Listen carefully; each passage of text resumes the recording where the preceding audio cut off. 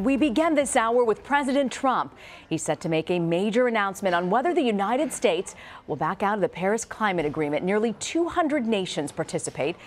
We would be just one of 3 countries to refuse. CBS News has learned the president told close confidants the United States would withdraw from the landmark deal.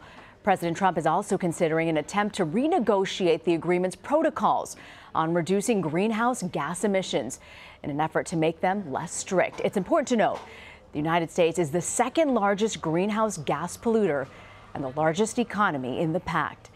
The president tweeting out today, "I will be announcing my decision on the Paris Accord over the next few days." Jamie Henn is the director of strategy and communications and co-founder of 350.org, an organization working on building grassroots opposition to new fossil fuel projects. Jamie, thank you for joining us. So part of this deal, 195 countries signed on to the Paris Agreement. Their goal is to limit global warming, the impacts of global warming. So if the U.S. pulls out, what does this ultimately mean? Well, this is a sad day for the planet and a sad day for U.S. leadership. You know, Donald Trump has already taken an absolute sledgehammer to our nation's public and environmental protection. So this is largely a symbolic act, but it's a really important one. The U.S. traditionally has been a leader in the climate space, trying to move our economy towards clean energy.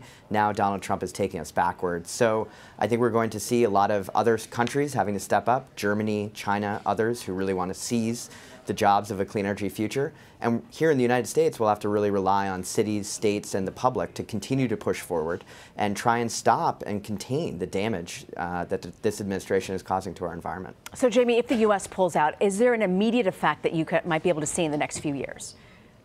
Well, I think that other countries are continuing to move forward with climate action, and we will rely on them and continue to push them to do so. Here in the United States, there's definitely an immediate effect from the actions this administration is taking. We're already seeing increased risk to our nation's waterways from laws that have changed to allow the coal industry to dump waste there. We're seeing an expansion of dangerous fossil fuel infrastructure all across the country. And we're seeing some of the potential of the clean energy sector get hit by this administration's refusal to really invest in the jobs of the future. So I think that what you'll also see is the American public really continue to rise up and push back against this. We had this People's Climate March just a few weeks ago in Washington, D.C. with over 200,000 people in the streets. People are organizing all across the country to push their cities, their states to continue to take action. The American public overwhelmingly supports the Paris Agreement, supports climate action, and I think we'll continue to put pressure on this administration to do the right thing. So who ultimately benefits? Does anyone benefit by having the United States pull out of this agreement? Is there a nation that might benefit from the U.S. exiting?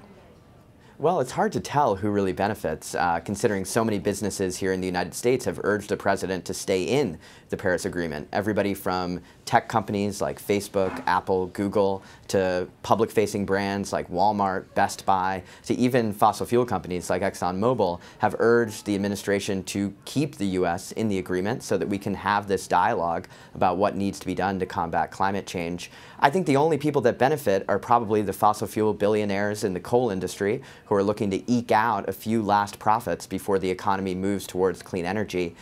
On the flip side of that, I guess countries that are pursuing a clean energy future will benefit because of the vacuum that the U.S. is leaving. So you'll see the clean energy jobs that could have been created right here in America going to countries like Germany and China. If this administration really cared about the economy, they'd recognize that over 1 million Americans are already employed by the clean energy sector. That's 5 times more people than work in coal, oil, and gas. That's the future of this country and the future of our economy that we should be investing in, not the coal industry and the fossil fuel sector that is harming our planet. Jamie, I was struck by something that Defense Secretary James Mattis said in congressional and Senate testimony earlier in the year that he had released. He said climate change is impacting stability in areas of the world where our troops are operating today. It is appropriate for the combatant commands to incorporate drivers of instability that impact the security environment in these areas, into their planning. So isn't climate change also a threat to national security? Yeah, that's exactly right. You know, the Pentagon has actually been one of the loudest voices in the U.S. government really calling for the government to take action. They see climate change as a threat multiplier from places like Syria, which faced epic drought that helped fuel the conflict there, to countries like Bangladesh, which will face huge immigration crises in a potentially unstable part of the world.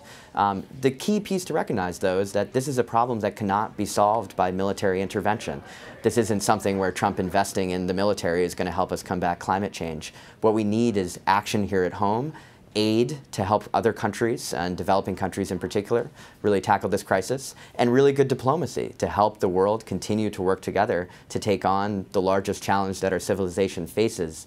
Trump backing away from the Paris Agreement is a slap in the face to all of those efforts. And I think the ramifications will be felt not only on environmental policy, but all of the other places where the U.S. needs to be engaging in the world and needs to be sticking by the commitments that we've made to tackle the great challenges facing us today. Well, it's a conversation I'm sure that'll continue. Jamie Henn, thank you for joining us. Thank you.